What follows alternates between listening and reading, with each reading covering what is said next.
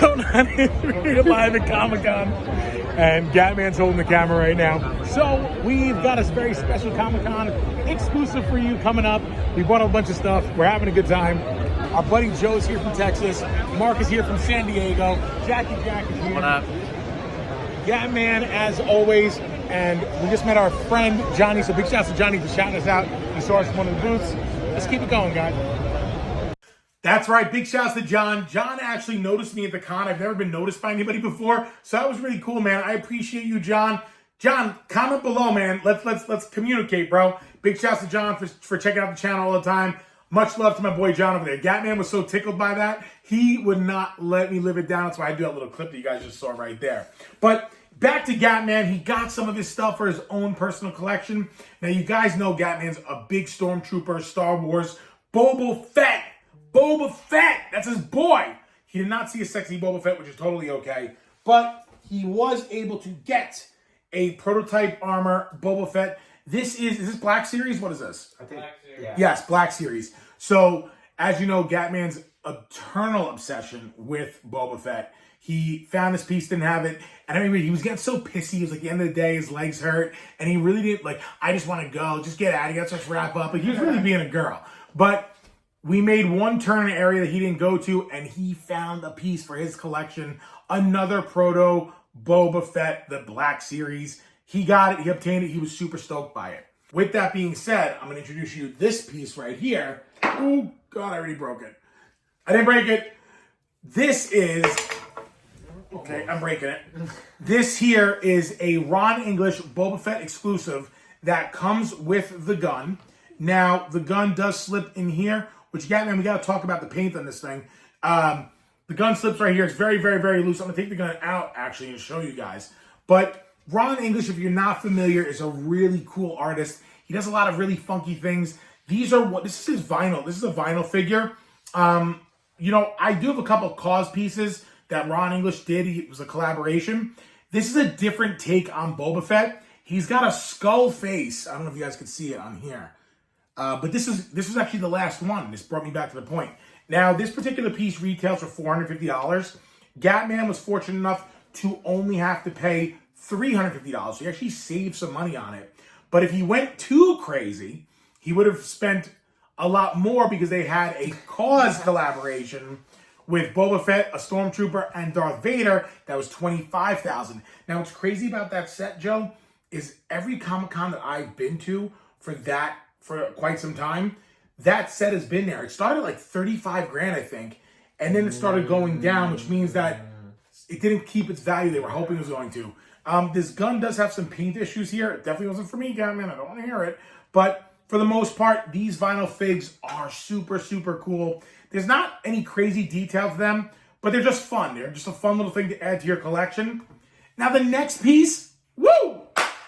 Oh, this is awesome. So, after the wanting to go home of Gatman, we found another piece for him. Let's grab it. All right, so we are wrapping up. We are getting ready to go. We had to get Jack. Big shouts to Jack, too. Little Jack was with us. We are actually wrapping up the con, getting out of there. And Gatman kind of wanted a piece of art, but he didn't really make, Ursula was trying to figure out something, too. Really just two big babies trying to find art. But we went... No, I didn't see anything I liked. I can feel the face now. That face. That one. Anyway, so with that being said, we did find a piece for Gatman right here. This artist was awesome. I don't know who the artist's name is, and if you are, just, shout yourself out. But it's actually made on glass. So it's, what did we end up naming him, Gat? Lieutenant Excalibur. Lieutenant Excalibur, the backstory is that he's actually a Jedi.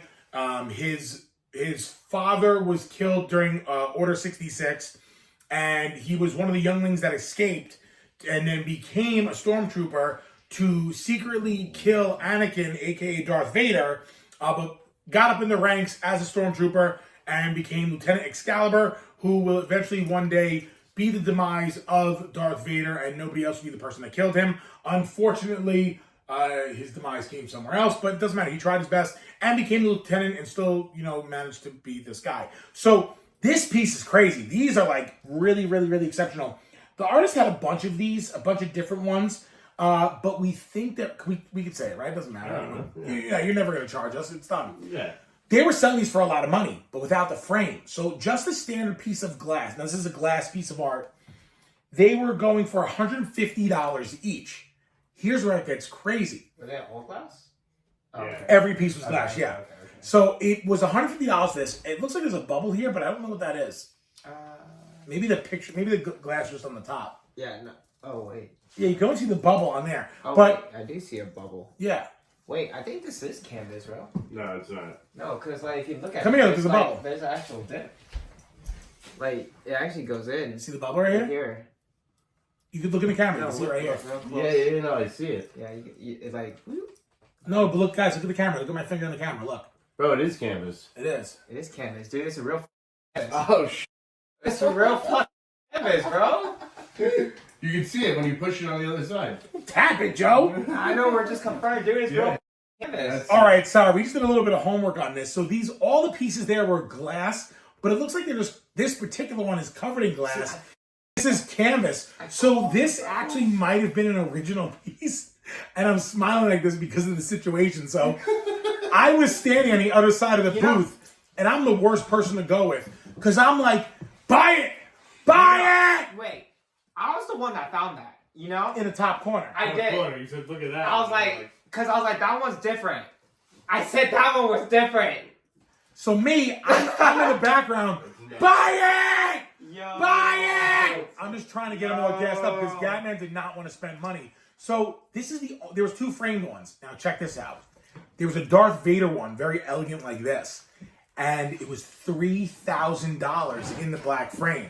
Yo. So the mother and father were only running the booth. Everything else without a frame, just a glass printed piece, was selling for $150. So what happened was when Gatman asked how much is this, the dad said $150. So I'm like, buy it! In the back on the other side of the booth. I turned beet red. He turned beet red and just bought it. We're just finding out just now that this one's not glass. It's actually a canvas. It's got a glass plate on top of it. This might be one of her originals. It looks like that this is actually one of the originals that Gatman got for $150 because it didn't make sense to me how he bought something in a frame like this. Riley, get out. But he bought something in a frame like this for so much cheaper. Very, very cool. So pats on back, clap it up for Gatman, boys and girls. That's the team. Clap it up for Gatman. This concludes the Gatman collection at New York Comic Con 2023.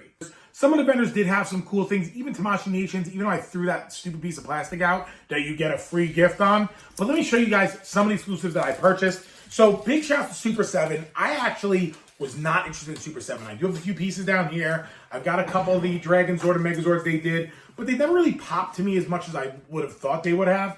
I've been buying them on sale lately because that's the only way I would really personally buy them. However, they have this really cool line of Ultimates. Now, that's where this piece falls in. So this right here is a Godzilla Con exclusive Ultimate. What I do love, I'm just showing the name. So what I really do like about this, is rhyme my reason for everything I do. Joe, welcome to the team, buddy. You learned a little bit out here. So the Godzilla Ultimates are actually a different type of brand. They have a lot more detail to them. I think they're a lot nicer of a piece. This is the Godzilla vs. Biollante. I don't know what this means. Do you know what this means? That's racist. I apologize. I think that's Japanese, unfortunately. Chinese? Korean. Yeah. Korean? Korean. Damn, I didn't even know. I didn't know. Whatever. Can you tell what I am? Oh, definitely. What? Irish. Dick. Anyway, we're going to show you guys this piece. This is really cool. I've been collecting a lot of the Godzilla ones recently. And I remember when Joe was online, he was asking me which ones that I wanted, but that was for Tamashii. That's another conversation. This right here is the exclusive Ultimates from the Super 7 line. This is the Heat Ray Godzilla. It's from the Biollante battle. Now, the Biollante battle has another piece. It's actually the Biollante. He is the one when he transforms from the rose to the actual monster. That was not at Comic-Con, but I did want it, but we couldn't find it, right? Yeah, so they did not have that yet. So store exclusive. This actual heat breath doesn't go in. It's actually, I don't know if you can see it. right down here, it's another head. This is a really, really, really nice piece. And if you are a collector of anything that has to do with Super 7, or you're new to the collections of Super 7s, the Ultimates are amazing. They actually have a couple really cool Ninja Turtle ones, and they have a couple of really awesome Power Ranger ones now coming out too. Like the Rita Repulsa. The Rita Repulsa is super, super, super dope. Also, Joe was running around for me the first day as well, and he got me the Tamashii Nations Super Saiyan Goku with the Golden Dragon. Now, it's a little bit boxed up there, so you really can't see what it actually looks like. So to give you an idea, this is what it looks like. This was their exclusive. I don't want it anymore, so if anybody wants it, I'll sell them to them, plus shipping. I guess I'm just a little bit butthurt about it. I thought it was going to look a little bit different, but it's definitely not for my personal collection. However, they did have one piece that I really, really, really liked, and I don't really even like this character, but I did buy it because it had something really cool with it, and they don't show it on the box. But I went and got my first ever Tamashii Nations Kaiju King Kong. Now, this King Kong is really, really, really nice. What I liked about this, that I haven't seen in any of the other ones, Joe, is that it actually has the scene in Godzilla versus Kong when he rips the head off of the Mechagodzilla. So he holds the Mechagodzilla's head in this one. It doesn't show. Oh, it does show. Yeah, it shows it right there. So you can see it right there in the box. He's holding the head of the Mechagodzilla. I think this is really cool. This is a piece for the collection. Really liked it. So these are actually the only 3 real...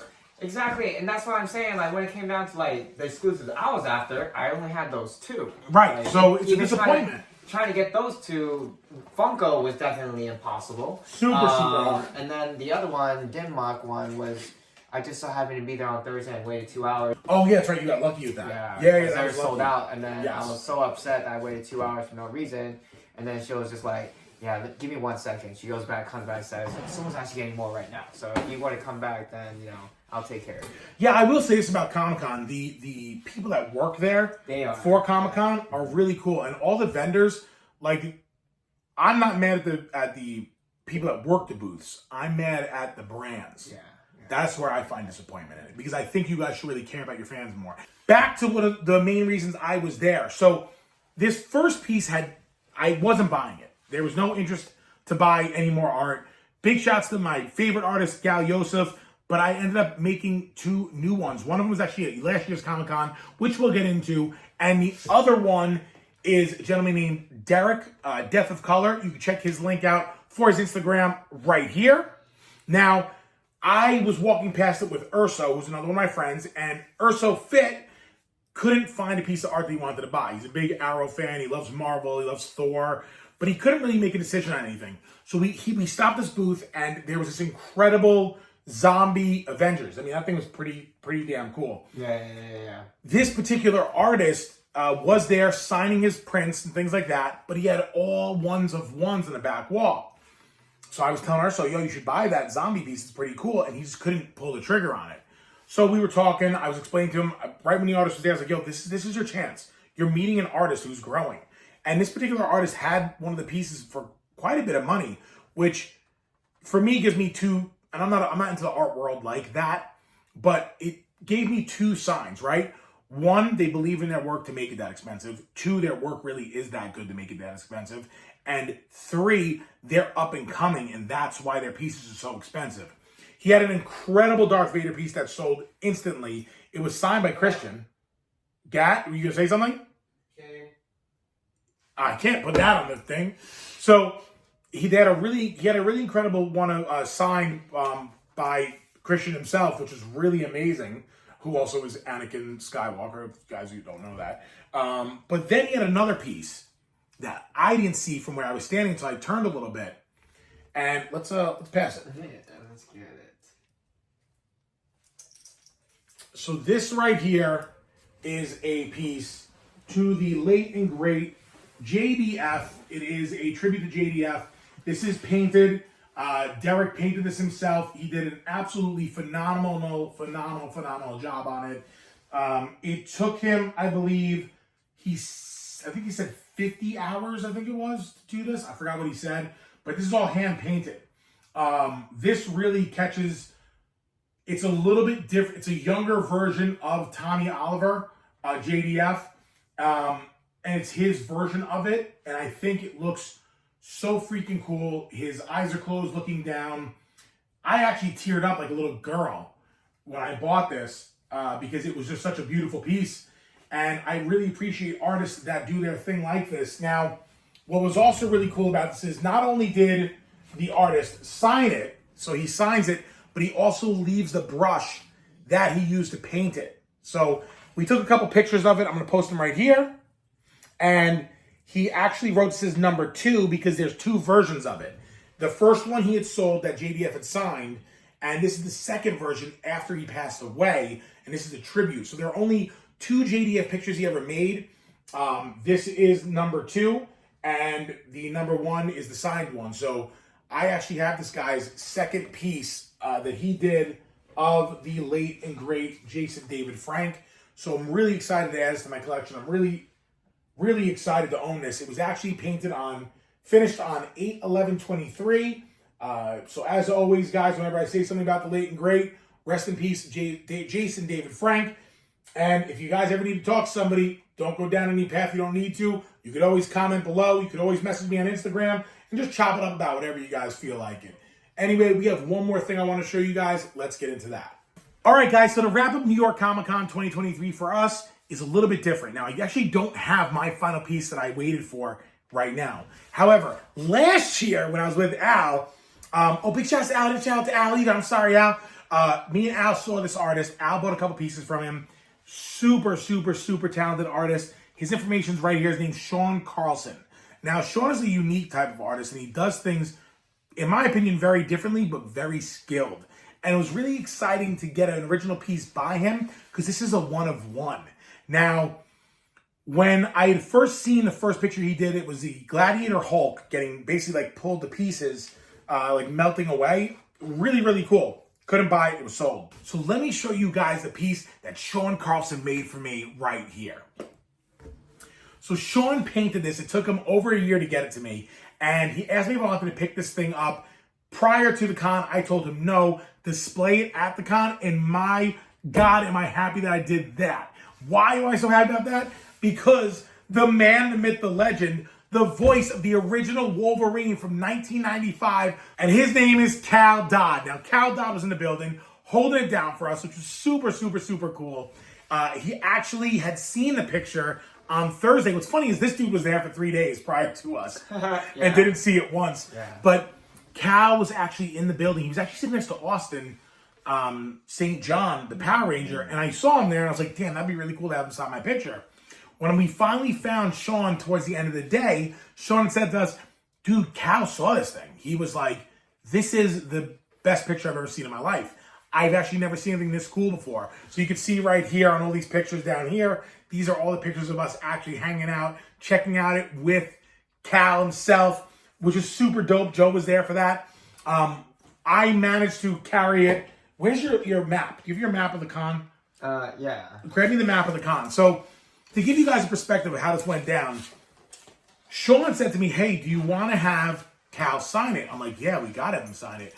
But he couldn't leave his booth because his booth was packed out. So what ended up happening was now mind you, Comic-Con is packed out, guys. It's just mobbed out.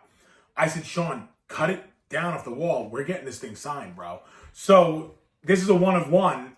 How cool is it to have the opportunity to get Cal signed? Cal would never sign this. It would never happen. This would never be able to happen. It's the chances of one person being at one event. I mean, it is Comic-Con, but there's 50 other cons going around the United States. What are the chances of this? So, needless to say, I basically ran from this booth right here all the way down. This doesn't look like a lot, guys. It doesn't look crazy. But running from here with a 4 foot by 4 foot picture over your head and holding it above and not hitting a single person, all the way from here to this corner right here. 4x6? 4x6, 4x5. 4x5, I think. I think it's 4x6, bro. That it ain't that big. Dude, it was like panoramic style, bro. I'll take it, man. That was even more impressive than I thought. It was like 4x6, dude. All right, well, it was a big... Did you end up getting a video of that? Because that'd be crazy to post that up. Yeah, so we're going to show that. So we actually have the video. We're going to show you guys that right here. And that is of Cal actually signing the piece. I don't have it yet. I'm picking it up tomorrow because we let Sean hold it for the entire con. That's why I can't show you guys, but I'll do a reel and put it up on the page a little bit later. So really cool. Shouts to Cal for that, man. I greatly appreciate you for doing that. And he could have done it for free, but I don't want that. I want to pay for it, the skill and the support for him as a character and artist, all of that. So big shout out to you. Big shout out to Sean Carlson for blessing me with that piece. That was my grail of the con. I was so excited to finally get it after one full freaking year, Joe. Yeah. A year. I know. But Sean pulled through in a major way, so I'm super stoked to get that. It'll be going up over Gatman's bed in the next couple weeks. So that's going to be next couple days, I should say. So that's going to be really cool to add. But anyway, guys, I hope you enjoyed this special NYCC edition in a Dave Cave with my boy Jay Lim. So, Jay Lim, where are we going next? What's the next move for us as a group? I believe the next trip we're going to San Diego Comic-Con. We're going to go tackle down San Diego. We're going to take down San Diego Comic-Con. So we're actually going to get the con that gives you, that sells the right exclusives, that cares about the fans that go to it. I'm firing shots. And again, NYCC, I know you are not the vendor, but you should say something to your vendors that they should do more for the people, especially for the New Yorkers. Anyway, guys, as always, I hope you guys enjoyed the video. I know it was super long. Don't forget, like, subscribe, comment below. Tell us what you think. Tell us what you want from Comic-Con. Tell us what you think of some of the stuff that we got done at Comic-Con. And if you guys always remember, come through, good times. We'll see you on the next one. Take care now. Bye-bye. Gatman, why weren't you in it? We'll see you on the next one.